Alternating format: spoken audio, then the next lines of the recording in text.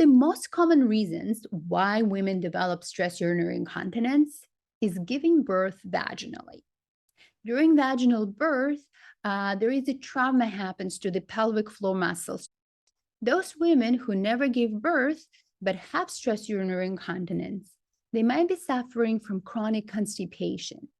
And in a chronic constipation, pelvic floor exposed to the chronic increase in abdominal pressure. Some women may suffer with connective tissue disorders that make all the muscles and ligaments very flexible. So does the urethral support. And some women might have a pelvic floor dysfunction, which means that some muscles are overstretched and some muscles are very strongly contracted. And because it's not the optimal state of muscles to provide the support for the urethra, women have a stress urinary incontinence.